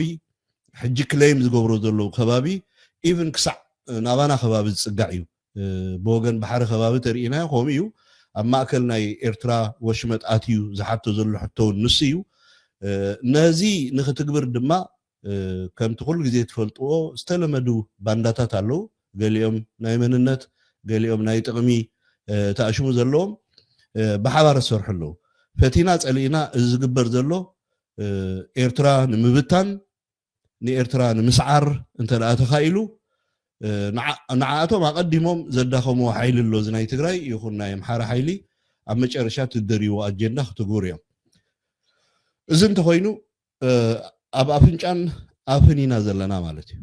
ኣፍንጫና እንተተሃሪሙ ኣፍና ከቁንዞ እዩ ኣፍና ተተሃሪሙ ከዓ ኣፍንጫና ከቁንዞ እዩ ስለዚ ኣብ መንጎ እዚ ኮይንና ንሕና ነሽካዓለሉ ሰዓት የለን ኣብ ሰዓት እዚ ኣብ ህዝቢ ትግራይ ብወገን ኤርትራ ይኹን ብወገን ኣምሓራ ኣብ ዝሓለፈ ታሪክ ተመርኪስና እንተደኣ ክንዛረብ ኮይንና መዓት ሓጢኣት እዩ ዝዝርዘር መዓት ገበናት እዩ ተገይሩ መዓት ሕማቅ ነገር እዩ ተገይሩ መዓት ደም ይፈሲሱ እቲ ህዝቢ ዲ ገይርዎ ኣይኮነን ኢሊታት እዮም ገይርዎ ምክንያቱ ኣብ ኢትዮጵያ ዝነበሩ ገዛእቲ ሓይልታት ይኹኑ ዋላ ኣብ ትግራይ ዘለዉ ገዛእቲ ሓይልታት ንህዝቢ ትግራይ ተወኪሶምን ኣፍቂዶምን ኣይኮኑን እዚ ኩሉ ጌጋታት ገይሮሞ እንታይ ደኣ ከምቲ ንፈልጦ ንህዝቢ ዝያዳ ንሕና ንፈልጠልካ ስለ ዝብልዎ ኣጀንዳኦም እውን ንህዝቢ ዘፃልእ ስለ ዝነበረ እዚ ኩሉ ሽግር ዝክፍጠር ተኻኢሉ ኣብ መጨረሻ ህዝቢ ትግራይን ህዝቢ ኤርትራን ናብ ሰላም እንድሕር ደይመፅዩ እቲ ዝመፅእ ዘሎ ውሕጅ ብሓባር ተደይ ተኸላኺልዎ ሎሚ ንትግራይ ፀፊዑ ዝኸደ ውሕጅ ንዓያ ይምልከተንን ኢልና ደረትና እንተደኣ ሒዝና ወሰንና እንተደኣ ሒዝና ፅባሕ ንጎሆ ፀገም ኮይኑ ክመፅእ እዩ ኢቨንቲ ናይ ኣምሓራ ኤሊት ባዕሉ ወይ እቲ ህዝቢ እቲ ዝመፅእ ዘሎ ሓደጋ ብሓባር ኮይኑ እንተደኣ ክከላኸል ዘይክኢሉ ህላወ ናይቲ ህዝብን ህላወ ናይቲ ከባብን ብሓፈሻዊ ጂኦግራፊ ናይቲ ከባቢ እውን ክቅየር እዩ እዚ ንኸይኸውን ኣብ ዝሓለፈ ጋማና ይንበል ሰለስተ ኢና ኣብ ፖለቲካ ዓለም ከነልዕሎም ዝግባአና እቲ ዝሓለፈ ታሪክ እዩ እቲ ታሪክ ሕማቅን ፅቡቅን ኣለዎ ነቲ ፅቡቅ ተሎ ትወስዶ ነቲ ሕማቅ ከዓ ሰኒድካ እቲ ዝመፅእ ዘሎ ወለዶ ካብኡ ተማሂሩ ድጋሜ ጌጋ ክገብር ትሰርሓሉ ማለት እዩ እቲ ካልኣይ ዘለኻይ መድረኽ እዩ ዘለኻይ መድረኽ እንታይ እዩ ዝደሊ ናይ ሓባር ጠለብ ይደሊ ኣሎ ናይ ሓባር ስራሕ ደሊ ኣሎ ስለዚ እቲ ዝሓለፈ ጌጋታት ከምዚ ተገይሩ ጥራይ ደይኮነ እዚ ሕጂ ዘለና መድረኽ እውን ከነገናዝብ ኣለና እቲ ሳልሳይ መፃኢ እዩ መፃኢ ምስቲ ኩነታት ዝምዘን እኳ እንተኾነ መፃኢ ወይ ራእይ ዘይብሉ ከባቢ ድማ ኢነው ናብቲ ዝደልዮ ዕላማ ክበፅሕ ኣይክእልን እዩ ስለዚ ብሰዓት እዚ ህዝቢ ትግራይ ይኹን ህዝቢ ኤርትራ ህዝቢ ኣምሓራ እቲ ክመፆም ዝኽእል ፀገም ኣብ ልዕሊ ሰሜነኛታት ብሓባር ኮይኖም እንተደኣ ደይፈቲሖሞ ኤርትራ ከም ሓንቲ ነፃ ሉኣላዊት ሃገር ድማ نزخ متصزخل حدقاتات نعوم أطفيو نعاون حدقا خونات لزخل ولا كوان إيرتران تديس عروة ولا كوان إيرترا خبدهوان تدي كالو جزيف واقا كخفلواس لزخلو جزيف ناهيوت نايدم نايجيزي نايكوتبا واقا خفلواس لزخلو باقو إيرترا سلالفا كتستخاخل اللوة تهزبون السلالفو كقنع اللوة سلازي إذا حجي نحنا جميرنا يزلنا إنيشيتيف مزوم حواتر إنا لهم نيكست صباح دحر صباح من البات ام نايسول ميديا مسئنا وانت بروجرام كنقبرينا 10 ኮይና ክንመፀኩም ኢና ብርግፀኝነት ይዛረበኩም ደለኹ እዚ ሕጂ ንገብሮ ዘለና ግን በይንና ዝገበርና ጥራይ ይኮነን ካብ ትግራይ ውን ንሰላም ዝደልዩ ኣብ ተፈላለየ ሚድያታት ይኹን ብውልቆም ይኹን ምኻልእ ናታቶም ሞቲቬሽን ዘለዎም ሰባት ኣብዚ ጆይን ክገብሩ እዮም ኣብ መጻኢ ዝረአ ሓቅታት እዚ ስለዚ እዚ ብሓባር ንሰርሖ ዘለና كمتا جورجو دايركت زحتت كاني لومي فدرال منغستنا إثيوبيا نشعبيا وين منغستي إرترا تراي كونن دتنكف دلو أب تغراي زلو بوليتيكا تراي أي كونن وين حزب تغراي وي كأنتهم أب تغراي زلو إليتا تراي كونن دتنكف دلو إن جنرالي زخوابزي تريك أيرنايو نحنا بزخوابزي إمباير غزفت خوينا انت دي وصينا تمليسنا بتاعنا 100 ገለን ዓመት አርዑት ጭቆና ኢና ንወድቕ ዝብል እምነት ኣለዎም እዚ ብዝተፈላለየ መልክዑ ገሊፆም እዮም ብዙሓት ኣማኸርቲ ናይ ኦሮሞ ፈርስት ካድራት ይኹኑ ዓበይቲ መራሕቲ ናይቲ መንግስቲ ይገልጽዎ ኣለዉ ኢትዮጵያዊነት ደምሲስና ያለና ኣህዳዊት ኢትዮጵያ ጥፊና ያለና ዳግም ኣህዳዊት ኢትዮጵያ ብሰሜንኛታት ትምራሕ ወይ ብግእዛውያን ወይ ብናይ ግእዝ ቋንቋ ተዛረብቲ እትምራሕ ኢትዮጵያ ዳግም ኣይክትህሉን ያ ስለዚ ዘለና ዕዮ ገዛ ድሕሪ ሕጂ ናይ ባሕሪ ኣፍደደ ዘሎ ዓባይ ኦሮሚያ ምፍጣር እታ ቀደም ዝነበረት ኣብ ናይ 14 13 ክፍለ ዘመን ዝነበረት ብናይ ኦሮሞ ነገስታትን ገዛእትን ትመሓደር ዝነበረት ኩሻዊ ስርዓት ናይ ኦሮሞ መምላስ እዩ እዚ ብጣዕሚ ሓደገኛ እዩ ዝካይዳ እዚ እዚ ንፕሮፓጋንዳ ተባሂሉ ጥራይ ዝዝረብ ኣይኮነን ኣባይታ ዝሰርሑ ዘሎ ሓቂ እዩ ነዚ ኣብነት ብዙሕ ክንዛረበሉ ንኽእል ኢና ኣባይታ ዝግበር ማለት እዩ ሎሚ ኢትዮጵያዊነት ኣቦትኡ ክምለስ ዝደሊ መንግስቲ ነይሩ ተዝኸውን እዚ ስልጣን ዘሎ መንግስቲ ከምቲ ክመጽእ ከሎ ብሽም እግዚአብሔርን ብሽም መልኣኽን ብሽም ኢትዮጵያዊነትን መሒሉ ድመፀ መራሒ ከምኡ ዓይነት ዓላማ ነይርዎ ተዝኸውን ዝመራሕ እዚ ህዝቢ ኢትዮጵያ ንዓንቀጽ 39 ብዘይገለ ቅድመ ኩነት ክድምስሶ ንኣብ ስልጣን ሂብዎ ህዝቢ ኢትዮጵያ ፓርላማ ምእካባ የድልዮ ናይ ሕጊ መወሰኒ ቤት ምኽሪ ምእካባ የድልዮ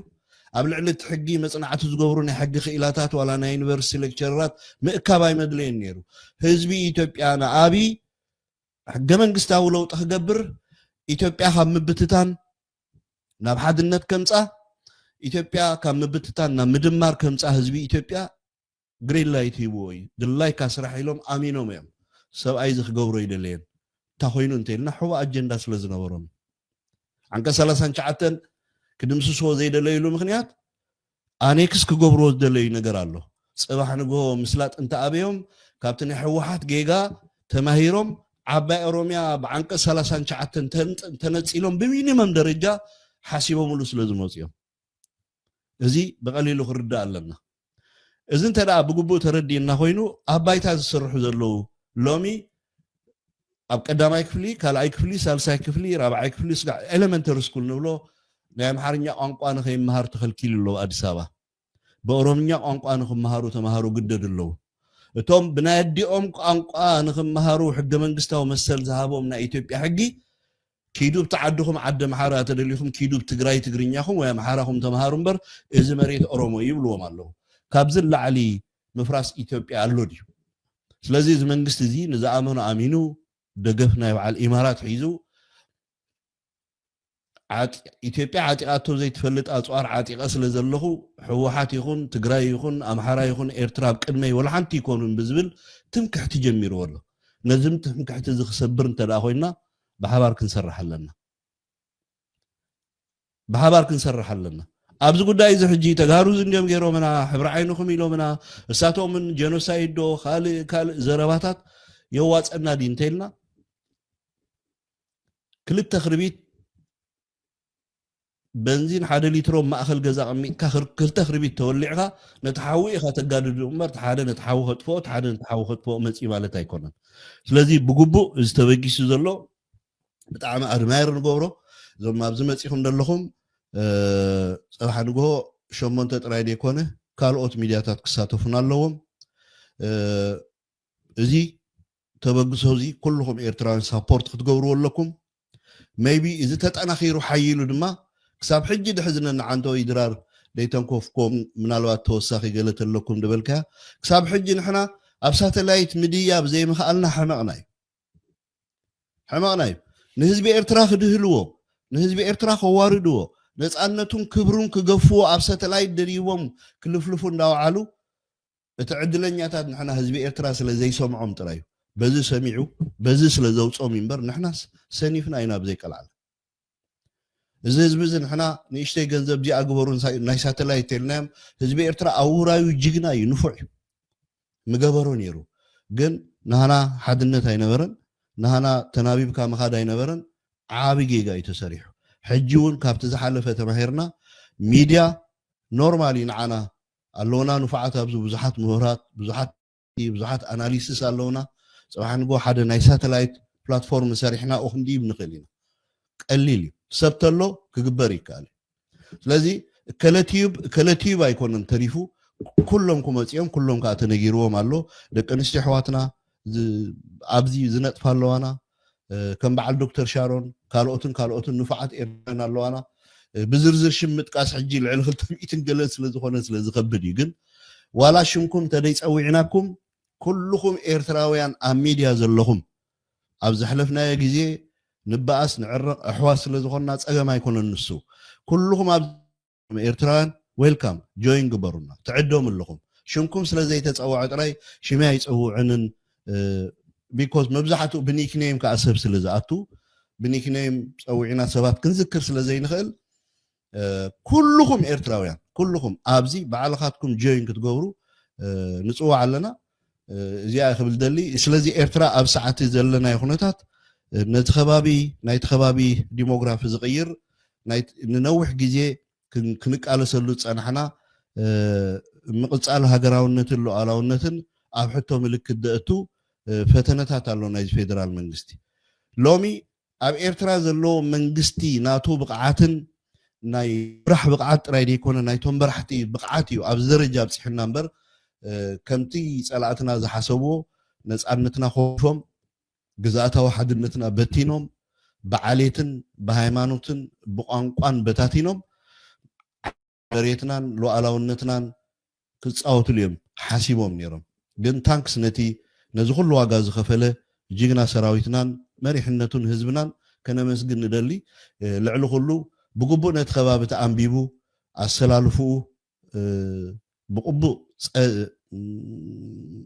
السلالفو أصفيفو مالتيو لومي إثيوبيا بخلنا بتخباب زلو هاجرات كم تخبب كوين الله لومي إثيوبيا بزخباب زي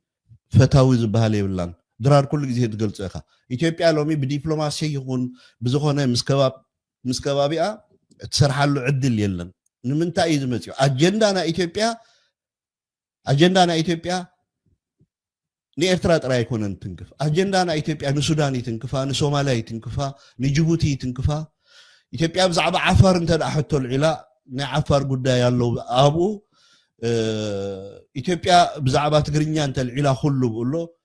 ببزح ملكو انت رينا مالتي سلازن احنا مزمن قست زي دايركت نعنا طراي دفاتاتنا ديكونس بحبر نزي خبابينا زي جغرافي دقي ناي اقاوما حبرسبات تاريخاوي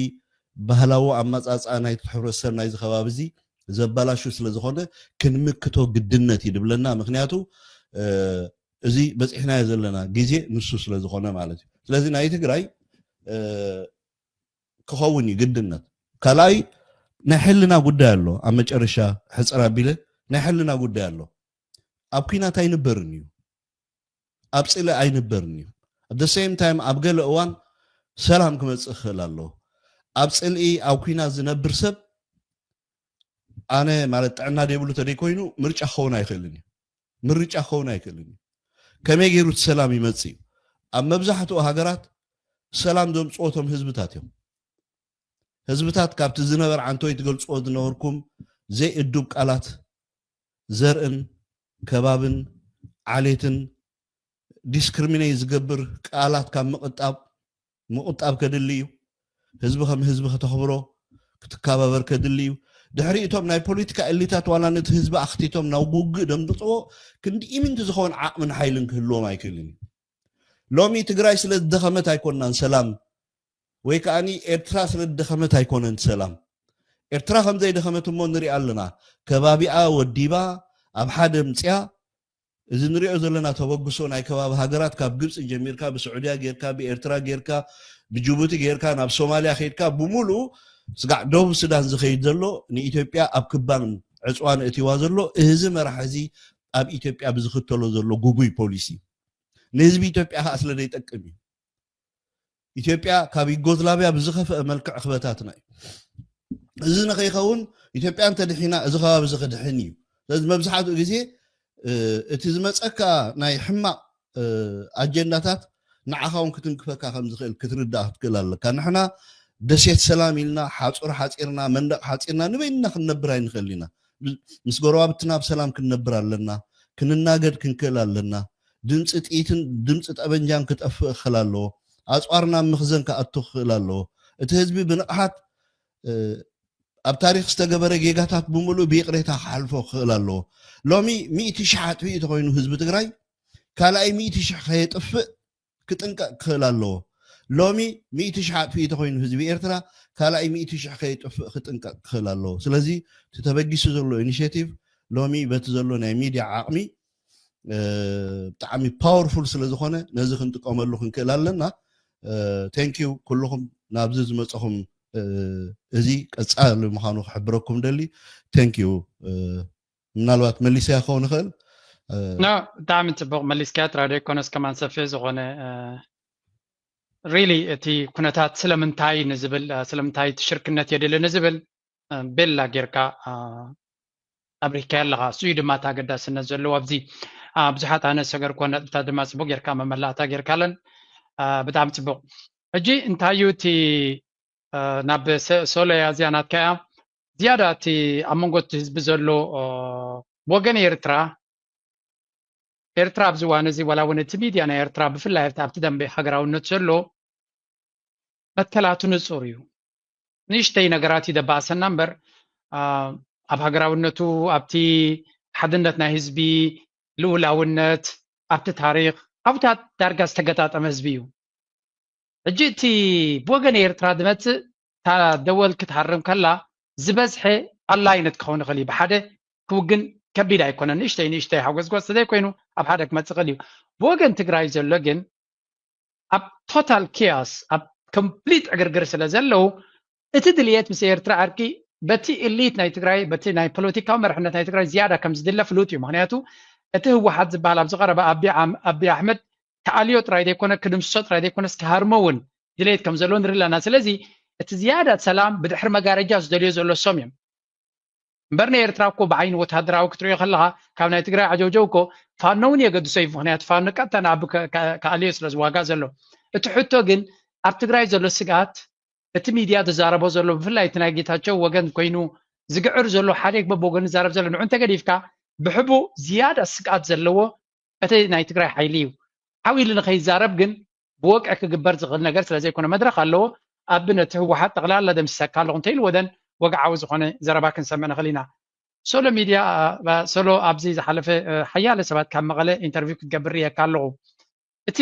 ኣብ ትግራይ ክልተ ዓይነት ገፅ እዩ ዘሎ እታ ኣዲስ ኣበባ ምስ ጌታቸው ረዳ ሃዲሙ ዘሎ ከምኡ ድማ ኣብ ደገ ዘሎ ዝዛረቦ ዘሎን እታ ውሽጢ ትግራይ ኮይኑ ዝዛረቦ ዘሎን ፍልይ ከም ዘሎ ኢና ንሰምዕ ንስኻ ዝረኸብካዮም ሰባት ስምዒት ናቶም ብዛዕባ ዝህሉ ኩነታት ከመይ ይመስል ነዚ ኩነታት ከ ብኸመይ የንብብዎ ኣለዎ እስከ ሶሎ ካብቲ ናትካ ተመክሮ ኦኬ ቴንኪዩ ድራር ካብ መቐለ ካብ ትግራይ ብዙሓት ተጋሩ ንረክብ ኣለና ንዕልል ኣለና ግን ከምቲ ብፀንሖ ዘይኮነስ ካብኡ ንላዕሊ ኢኻ እቲ ናይ ሰላም ብክልቲኡ ወገን ትሪኦ ማለት እዩ ብሕልፊ ብወገን ህዝቢ ትግራይ ማለት እዩ እቲ ኣብ ባይታ ዘሎ ሕጂ ከይንደናገር ኣብዚ ማሕበራዊ ሚድያ ባቃ እቶም ቀንዲ ተኸፈልቲ ወይ ከዓ እቶም ዕሱባት እቶም ኮነ ኢልካ ምስ ብልፅግና በዓል ጌታቸው ረዳ ዘሎ ተደይ ኮይኑ እቲ ኣብ ትግራይ ኮይኑ ነቲ ትግራይ ዝቆፃፀሮ ዘሎ ሓይሊ ግን ከተዕሎም ከለካ ብጣዕሚ ፅቡቅ እዩ ምስ ብዙሓት ተረኻኽቡካ እዮም ምስ መራሕቲ ሃይማኖት ንዓርኸቦም ውብለካ ከምኡ ከዓ ዓበይቲ ዓዲ ረኸቦም ውብለካ ትዕልሎም ገለ ማለት እዩ ኦኬ ሕጂ ብዙሕ ነገራት ከይንደናገር ዛስዋይ ሕጂ ትሕትና ዝምህረካ ማለት እዩ ኣብቲ ክንገብሮ ዝፀንሐና ካይዳን ተመሊስካ ከዓ ነቲ ማሕበራዊ ሚድያ ክትመርሖ ከለካ ኩሉ ግዜ ንሕና ከም ኤርትራውያን እውን ዝብሎም ንሕና ከም ኤርትራውያን ኣብ ሕሉፍ ኣይንንበር እንታይ ደኣ ንቅድሚት ከመይ ገይሩ ከኺደና ዝኽእል ነገራት ክንሓስብ ክንክእል ኣለና ካብ ፀርፊ ወዲ ፀርፊ በለካ ልክዓካ ወፂና ንሕና ትማሊ ኣብ ኣገልግሎት ነርና ኢና ከመይ ጌርና ንገዛና ንምለስ ዳ እምበር ከመይ ጌርና ናብ ኩናት ንኣትዩ ይኮና ኩናት ተኣቲኻ ፀገም ዝበሃል ነገር የብሉ ክሳብ ክንኮዶ ዝግባአና ግን ከመይ ጌርና ንዚ ሰላም ብሕልፍቲ ኣብ ውሽጢ ህዝቢ ትግራይ ዘሎ ብጣዕሚ ኣዝዩ ደስ ዘብል ብዙሓት ይረኽቦም እየ ፅባሕ እውን ኣለዉ ንጋይሽ ሎማዓንቲ እውን ካብ ትግራይ ጋሻ ውዒሉ ዳርጋ ዝሶሙን እዝስ ምስኣቶም እየ ቀኒ ክብለካ ይኽእል ማለት እዩ ጥራ ቁሩብተይ ኣብቲ ዘረባታት ለባማ ስለ ዘሎ ኩላቶም ዞም ዓበይቲ ዓዲ ቁሩብተይ ስከፍ ማለት እዩ እምበር ንስራሕ ጥራሕ የክብለካ ዝደሊ ድራር ሓውና ኣነ ከዓ ካብቶም ኣዝየ ዘኽብረካ ኣብ ነንሕና ተኸባቢርና ኣብ ነንሕና ፍቅሪ እንድሕር ዳኺልና ክንስዕሮ ንኽእል ኢና ካብቲ ዝሕጉሰካ ግን ነዚ ነገራት እዚ ለይትን መዓልትን ከይደቀስኩም ክትሰርሕሎ ክትክእሉ ኣለኩም እዚ ኣብዚ ዝግበር ዘሎ ዓጀብጀው ናይ ሚድያ ንሳቶም ተኸፈልቲ ንሕና ከዓ እቶም ደም ከፈልቲ ስለ ዝኾንና ፅባሕ ንጎ ምስ ህዝቢ ኤርትራ ክንባእሳ ይንደሊና ምስ ህዝቢ ኤርትራ ዝሓለፈ ውሕጅ ውሰዱ እዮም ዝብልካ እቲ ዝመፃና ዘሎ ውሕጅ ግን ከመይ ጌርና ንኣል እዩ ንህዝቢ ትግራይ ጥራሕ ኣይኮነን ፅባሕ ንጎ ካብቲ ዝገርመካ ኣብይ ኣሕመድ ኣብዚ ሕጂ እዋን እንድሕር ዳ ንትግራይ ተቆፃፂርዋ እቲ ዝኸፍአ ንዓና ከብለና ዝኽእል ዳይሬክት ናብ ኩናት ዝመፅእ ኮይኑ ሰብ ዝስምዖ ኣሎ እዛ ኣይ ኩናታይ ሰላም ጌርካ ኣብ ዝደለወካ መዓልታ ድሕሪ 5 ዓመት ዲ ድሕሪ 6 ዓመት ነቲ መንእሰይ ኤርትራ ከመይ ጌርካ ኣብቲ ድፍዓት ሎሚ ዶ ይመፅእ ፅባሕ ዶ ይኸውን እቲ ዝኸፍአ ማለት እዩ ኩናት ስዕር ወይ ትሰዓት ዳን ተወዲኡ ኣሎ ከምዚ ዓይነት ኣጀንዳ ኪኑ ዝሓለፈ ስለ ዘሎ እዚ ከዓ ኢልካ ጣሚርካ ትሪኦ ጉዳይ ኣይኮነን ኖ ንተጋሩ ጥራሕ ዝምልከት ኢልካ እንድሕር ዳ ኣቢልካዮ እቲ ሓዊ ኣብ ኣፍ ደገ ገዛኻ ኢኻ ተምፃእ ዘለካ እቲ ሓዊ ሎማዓንቲ ተዘይዲዳትካ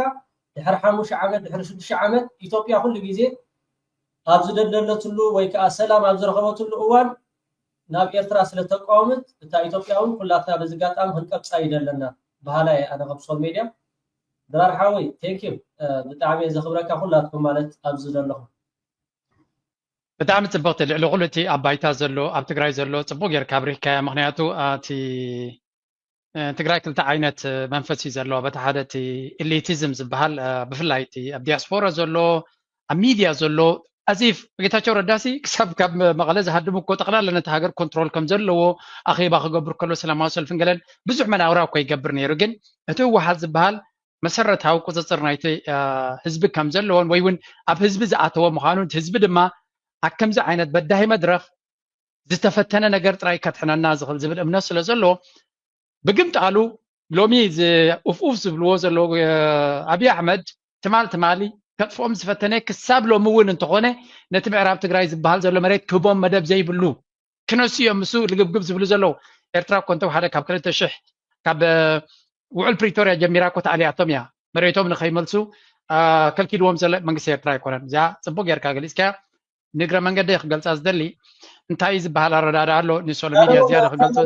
መሲልካ ድራር ሓውና ኣብ ከለኹ ንእሽተይ ሓንቲ ረሲዓ ኣለኹ ክቅፅል ኢኻ ዋላ ብቪድዮ መልክዕ ዝተሰነየ ካብ ውሽጢ ትግራይ ነቲ ሰላም ዘራውድ እውን ቪድዮ ክንሰርሕ ንኽእል ኢና ዝበሉ ብትብዓት ዓበይቲ ዓዲ ትገድፍ መራሕቲ ሃይማኖታይ ትገድፍ ውልቀ ሰባት ሕጂ ንከምዚ ዓይነት ነገራት ንበገሰሉ ጥራሕ ንስራሕ ዳ እምበር ፅቡቅ ኢና ድለና ኣጆኹም ጥራሕ ክብለካ ዝደሊ ቀፅል ድራ የስ ንሶሎ ዝያዳ ክዛረብ ዝደሊ ኣብዚ ናይ ኤርትራውያን ህዝቢ እንታይ ርእይቶ ትሰምዕ ሓደ ግዜ ብቅዓት ናይ ሚድያታት ፐርሶናሊቲ ናትናሲ ከምዚዩ እናበልና ንዛረብ እቲ ዝዓበየ ጌጋ ንገብሮ ግን 600 700 ህዝቢ ኤርትራ ደረጃ ንቅሓቱን ደረጃ ትምህርቱን ደረጃውን ስክንዲ ምንታይ እዩ እቲ ሓደ ዩኒቨርሲቲ ዝኸደ ወይ እውን ላዕሊ ዝኸደ ሕብረተሰብ ሚድያ ከመይ ገይረ ዝርዮ መሲልኩም ከምዛ ገረብ ዝተፈላለየ ፍሩታ ዘለዋ እያ ሓደ ካብታ ትምችኦ እዩ ዝወስድ ኣዲኽምኒ ምናልባት ንስኻ ላዕሊ ደይብካ ክትሉ ትኽእል ኢኻ ብላዕሊ ኣባኻ ደይቡ ክኸይድ ክወስድ ዝደሊ ሰብ ኣሎ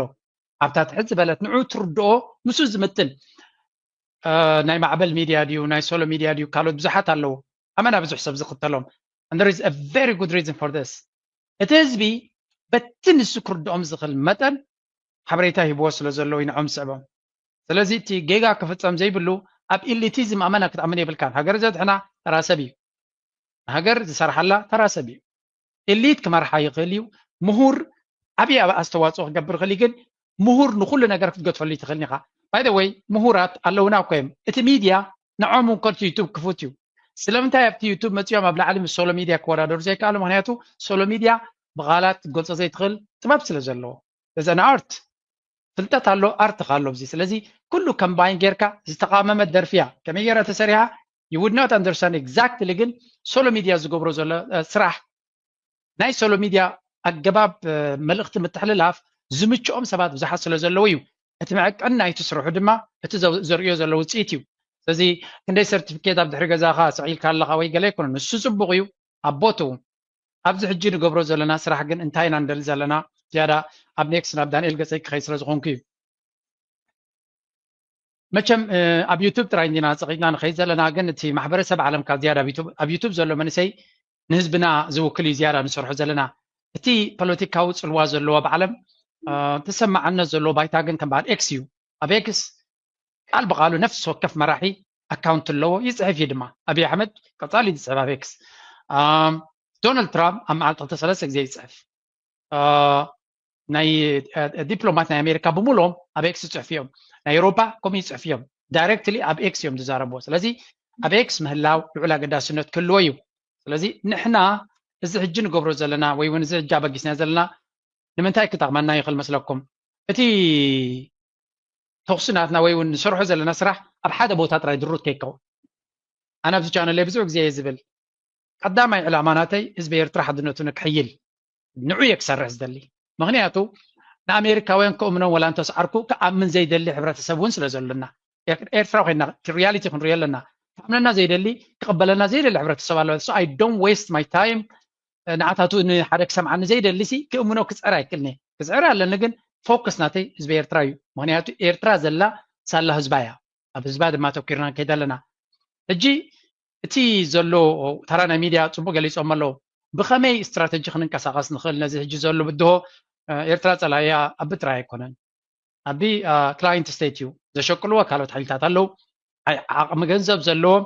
ከምዛ ሶሎ ዝበላ ኣብ ነዊሕ ኩናት ድማ ከዳኽሙና ዝደልዩ እዚ ነቲ ናይ ምፅማም ዓቕሚ ናይ ህዝቢ ኤርትራ ከወድእዎ ዝደልዩ ዓቕሚ ኣለና ገንዘብ ኣለና ዝብሉ ድሕሪ መጋረጃ ኣለዉ ኣነ እንዳሉ ሶምኩስ ምንም ኣነ እንዳሉ ዘርቁ ሓድን ኣነ የበል ዘይክእለኹን ኣነ የበል ኣነልካ ኸኣሎ ኣነ የበል ኣነልካ ኸኣሎ ዋርሳይካኣሎ ኣነ የበል ኣነ ኸካልሞት ኣነ የበል ኣነ ሙሉ ሓሞት ኣነ የበል ኣርሓ ኩሉ ምሉ ደው ዝበለ ኣፅኒዑ መትከሉ ኣነ ዋልታ ዘይስገር ሓፁረይ በሎም ወዲ ኤረይ ኣነ ኣነ ኣነ ኣነ ኣነ የበል ኣነ ኣነ ገላይ ሰናይ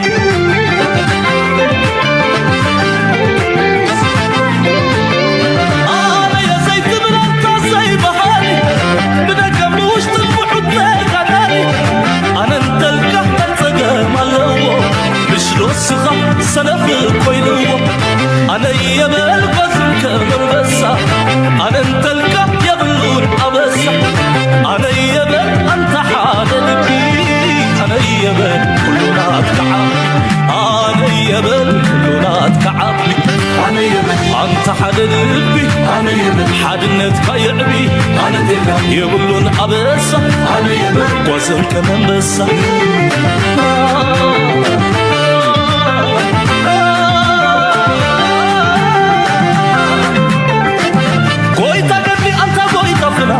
أنا تلك سايكونن نتعنا زنق فتحي زقنعك خمقنا أنا يبل أنت الخصاصنا ويتقدري أنت قوي طفنا أنا تلك أيكونن نتعنا زنق خمقنا أنا يبل أنت أنا خصصنا أنت إريتراوي سبب مرهاوي يبلون أبس وزن كمان بس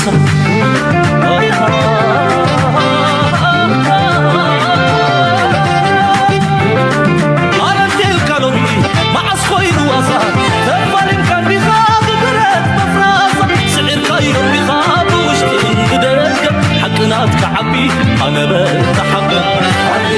أنت حدا لبي كلنا كعبي يقولون أبس وزن كمان بس أنت إريتراوي سبب مرهاوي يقولون أبس وزن كمان بس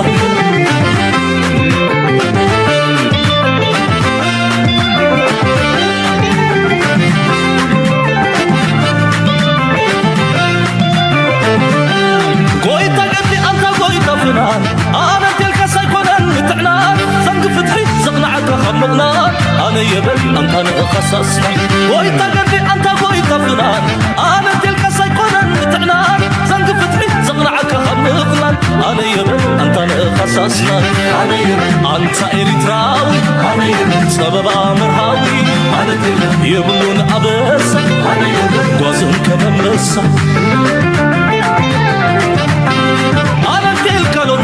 مع سخوين وزا تفالين كان بخاب برد مفرازة سعر خير بخاب وشتن قدرك حقنات كعبي أنا بتحقق أنت حدا لبي كلنا كعبي يقولون أبس وزن كمان بس أنت إريتراوي سبب مرهاوي يقولون أبس وزن كمان بس